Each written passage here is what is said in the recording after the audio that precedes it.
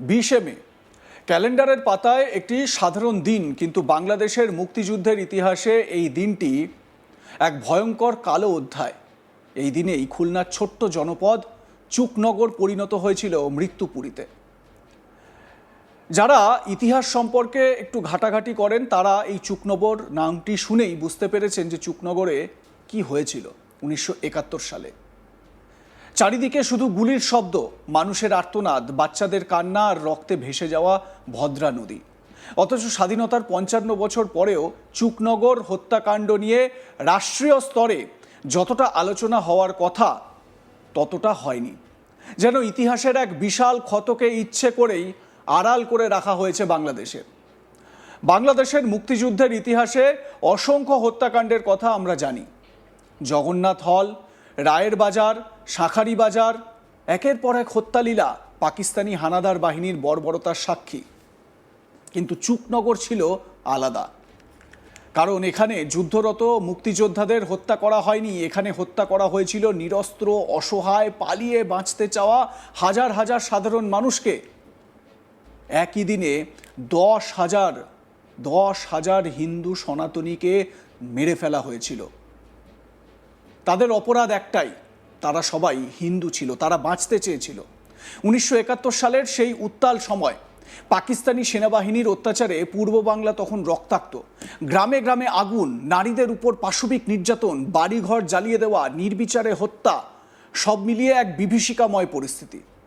মানুষ জানতো যদি বাঁচতে হয় তবে সীমান্ত পার হয়ে ভারতে যেতে হবে। আর সেই কারণেই হাজার হাজার মানুষ এসে জড়ো হয়েছিল খুলনার ডুমুরিয়া উপজেলার চুকনগরে। ভারত সীমান্ত খুব কাছেই, সেখান থেকে হয়তো প্রাণটা বাঁচানো যাবে, এই আশাতেই ভিড় জমেছিল। কিন্তু মানুষ জানতো না তাদের জন্য অপেক্ষা করছে ইতিহাসের অন্যতম ভয়ঙ্কর গণহত্যা। 19শে মে রাত থেকেই চুকনগর বাজারে মানুষের ঢল নামে। কেউ এসেছিলেন বাগেরহাট থেকে, কেউ বরিশাল, কেউ রামপাল, কেউ মোরেলগঞ্জ, কেউ বা শরণখোলা। কারো কাঁধে বাচ্চা, কারো হাতে সামান্য কাপড়ের পুঁটলি। কেউ রান্না করছে, কেউ রাত কাটানোর জায়গা খুঁজছে। সবাই ভাবছে ভোর হলেই, সূর্যের আলো ফুটলেই সীমান্ত পেরিয়ে যাবে, জীবনটা তো অন্তত বাঁচবে। কিন্তু সেই রাতেই বিশ্বাসঘাতকতার বীজ বপন হয়ে যায়। আটলিয়া ইউনিয়নের চেয়ারম্যান গোলাম হোসেন এবং ভদ্রা নদীর খেয়াঘাটের ইজারাদার শামসুদ্দিন খাঁ পাকিস্তানি সেনাদের খবর দেয় চুকনগরে হাজার হাজার হিন্দু জড়ো হয়েছে। এই খবর পৌঁছায় সাতক্ষীরা ক্যাম্পে, আর তারপরই শুরু হয় মৃত্যুর প্রস্তুতি। পরদিন 1971 সালের 20শে মে সকালটা ছিল অন্য দিনের মতোই। কেউ ভাত খাচ্ছেন, কেউ রওনা দেওয়ার প্রস্তুতি নিচ্ছেন, অনেকে ইতিমধ্যেই হাঁটা শুরু করেছেন সীমান্তের দিকে। ঠিক সেই সময় সকাল 11:30 নাগাদ চুকনগর সাতক্ষীরা সড়কে দেখা যায় একটি ট্রাক আর একটি জিপ। পাকিস্তানি সেনারা এসে পৌঁছেছে। প্রথমে গুলিটা চলে মালতিয়া গ্রামের চিকেন আলী মোড়লের দিকে। তিনি সেই পাটক্ষেতে কাজ করছিলেন চিকন। গুলির মুখে দাঁড়িয়েও কাস্তে ছুঁড়ে মেরেছিলেন হানাদারদের দিকে। তারপর মুহূর্তের মধ্যে ব্রাশ ফায়ার, মাটিতে লুটিয়ে পড়েন তিনি। সঙ্গে সঙ্গেই মারা যান সুরেন্দ্রনাথ কুণ্ডুও। তারপর শুরু হয় প্রকৃত হত্যাযজ্ঞ।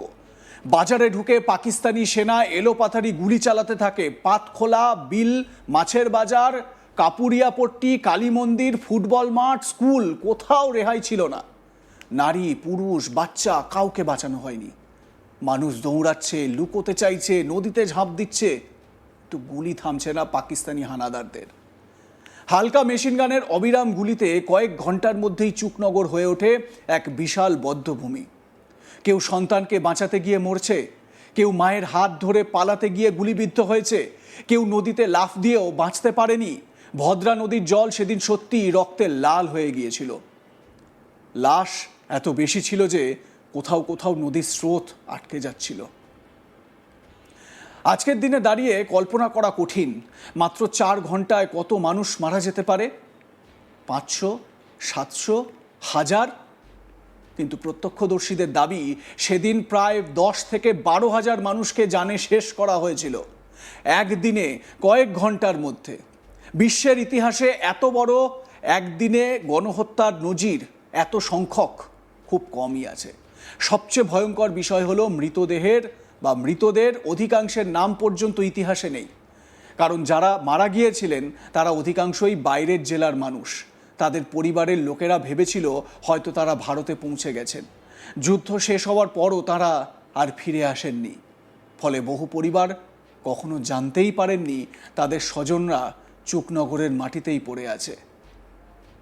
এই ইতিহাস শুধু সংখ্যা নয়, এর ভেতরে আছে অসংখ্য অসমাপ্ত জীবন, হাজারো কান্না, লক্ষ স্বপ্নের মৃত্যু। প্রত্যক্ষদর্শীদের কথাগুলো শুনলেই বোঝা যায় কত ভয়ঙ্কর ছিল সেই দিন।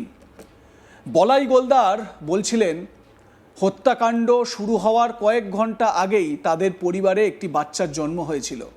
সেই নবজাতককে নিয়ে ভারতে যাওয়ার প্রস্তুতি চলছিল, কিন্তু গুলি শুরু হতেই সবাই ছত্রভঙ্গ হয়ে যায়। তিনি আর কাউকে খুঁজে পাননি, শুধু চারিদিকে ছিন্ন ভিন্ন দেহ আর রক্ত। আরেক প্রত্যক্ষদর্শী আনসার আলী সর্দারের কথা আরও শিউরে ওঠার মতো। তিনি বলেছিলেন ৪২ জন মিলে ২১টি বাঁশ দিয়ে সারাদিন নদীতে বডি ফেলেছিলেন। ভাবা যায়, মানুষ তখন মানুষ নয়, শুধু সংখ্যা, শুধু মৃতদেহ। আফসার আলী সরকারের বয়ান আরও ভয়ঙ্কর। তিনি বলেছিলেন সকাল থেকে রাত পর্যন্ত শুধু বডি ফেলেছেন নদীতে। প্রথমে গুনেছিলেন, পরে আর গুনেননি, কারণ সংখ্যাটা অগণিত হয়ে গিয়েছিল। এই হত্যাকাণ্ড শুধু মানুষ মারেনি বা মানুষ মারা যায়নি, এতে একটি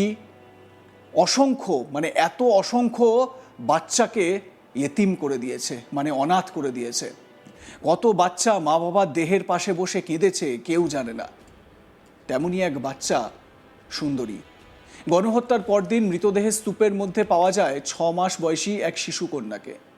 সে তখনও মৃত মায়ের স্তন থেকে দুধ খাওয়ার চেষ্টা করছে। দৃশ্যটি দেখে স্তব্ধ হয়ে গিয়েছিলেন এরশাদ আলী মোড়ল। তিনি শিশুটিকে বাড়ি নিয়ে যান, নাম দেন সুন্দরী। কি ভয়ঙ্কর ছিল সেই সময় তা এই একটি দৃশ্যই বুঝিয়ে দেয়। মা মারা গেছেন, চারপাশে শুধু বডি, রক্ত আর মৃত্যু, অথচ ৬ মাসের শিশু কিছুই বোঝে না। সে শুধু মায়ের দুগ্ধ খুঁজে চলেছে। সুন্দরী পরে এক সাক্ষাৎকারে বলেছিলেন তিনি জানেন না তার বাড়ি কোথায়, শুধু জানেন তার পরিবার বাঁচার জন্য চুকনগরে এসেছিল। এই একটি বাক্যের মধ্যেই লুকিয়ে আছে পুরো চুকনগরের ইতিহাস। চুকনগর শুধু একটি গণহত্যা নয়, এটি ছিল পরিকল্পিত সাম্প্রদায়িক নির্মূল অভিযান। পাকিস্তানি সেনাবাহিনী এবং তাদের দোসর রাজাকার আল বাদাররা জানতো এখানে জড়ো হওয়া মানুষদের অধিকাংশই হিন্দু, তাই তাদের টার্গেট করা হয়েছিল। আজও অনেকেই মুক্তিযুদ্ধের ইতিহাসকে বিকৃত করার চেষ্টা করে। কেউ বলে দুই পক্ষের যুদ্ধ, কেউ বলে অতিরঞ্জিত গল্প। কিন্তু চুকনগরের মাটি আজও সাক্ষী, এখানে কোনো যুদ্ধ হয়নি, এখানে একতরফা গণহত্যা হয়েছে। এ যেন হিটলারের নাৎসি বাহিনীর সেই কনসেন্ট্রেশন ক্যাম্পের বিভীষিকা। শুধু পার্থক্য, এখানে গ্যাস চেম্বার ছিল না, ছিল মেশিন গান। সবচেয়ে লজ্জার বিষয়, এত বড় হত্যাকাণ্ড নিয়েও আন্তর্জাতিক স্তরে খুব কম আলোচনা হয়েছে। বাংলাদেশের সরকার পরিবর্তন হয়েছে একের পর এক, কিন্তু কোনো সরকারই বিশ্বমঞ্চে এই চুকনগর গণহত্যা নিয়ে কোনো কথা বলেনি। পাকিস্তানি হানাদারদের এই বর্বরতা নিয়ে বরাবর বাংলাদেশ সরকার চুপ থেকেছে। বিশ্ব মিডিয়ায় খুব বেশি জায়গা পায়নি এই চুকনগর। এমনকি বাংলাদেশের নতুন প্রজন্মের অনেকেও এই নাম হয়তো শোনেইনি। কেন? কারণ ইতিহাসকে অনেক সময় সুবিধা মতো সাজানো হয়। কিছু গল্প সামনে আসে, কিছু গল্প অন্ধকারে পড়ে থাকে। চুকনগর সেই অন্ধকারে পড়ে থাকা ইতিহাস। আজ যখন আমরা স্বাধীনতার কথা বলি, মুক্তিযুদ্ধের চেতনার কথা বলি, তখন চুকনগরকে ভুলে গেলে চলবে না। কারণ স্বাধীনতা শুধু বিজয়ের গল্প নয়, স্বাধীনতা হাজারো নামহীন মৃত মানুষের রক্তের উপর দাঁড়িয়ে থাকা একটি রাষ্ট্রের গল্প। ১৯৭১-এর মুক্তিযুদ্ধ যদি বাংলাদেশের গল্প হয়ে থাকে, তাহলে এই চুকনগর গণহত্যাও, চুকনগরে হিন্দুদের বেছে বেছে হিন্দুদের গণহত্যাও বাংলাদেশের ভিত, বাংলাদেশ গঠনের ইতিহাস ভুলে গেলে চলবে না। চুকনগরের সেই মানুষগুলো কোনো রাজনীতি বুঝতেন না, তারা শুধু বাঁচতে চেয়েছিলেন, কিন্তু তাদের বাঁচতে দেওয়া হয়নি। ২০শে মে এলে ফুল দেওয়া হয়, বক্তৃতা হয়, স্মরণ সভা হয়, কিন্তু আনুষ্ঠানিকতা দিয়ে কি এই ইতিহাসের ঋণ শোধ করা সম্ভব? প্রয়োজন আরও বড় কিছু। বাংলাদেশে এখন যেরকম জুলাই সনদের কথা বলা হচ্ছে, তো সেরকম চুকনগরে মে মাসের যে ঘটনাটি ঘটেছিল 1971-এ, সেরকম কোনো সনদ প্রকাশের দাবি কেন ওঠে না? কারণ তারা হিন্দু বলে? যে গণহত্যা হয়েছিল তারা বেশিরভাগই হিন্দু বলে? মুসলিম রাষ্ট্রের, মুসলিম ক্ষমতাসীন সরকারের তাতে আপত্তি আছে? নতুন প্রজন্মকে সত্যিটা জানানো প্রয়োজন। স্কুল কলেজের পাঠ্যপুস্তকে চুকনগরকে গুরুত্ব দেওয়া, আন্তর্জাতিক মহলে এই গণহত্যাকে তুলে ধরা, কারণ ইতিহাস ভুলে গেলে ইতিহাস আবার ফিরে আসে। চুকনগরের ভদ্রা নদী আজ শান্ত, বাজারে আবার মানুষের ভিড় হয়, শিশুরা খেলে বেড়ায়, জীবন এগিয়ে গেছে। কিন্তু সেই নদীর জলে এখনও হয়তো মিশে আছে 1971-এর রক্তের স্মৃতি। হয়তো রাত গভীর হলে এখনও বাতাসে ভেসে আসে সেই আর্তনাদ, বাঁচাও। চুকনগর আমাদের মনে করিয়ে দেয় স্বাধীনতা কখনো বিনামূল্যে আসে না, আর সেই মূল্য কখনো কখনো এত ভয়ঙ্কর হয় যে ইতিহাসও তাকে পুরোপুরি ধারণ করতে পারে না।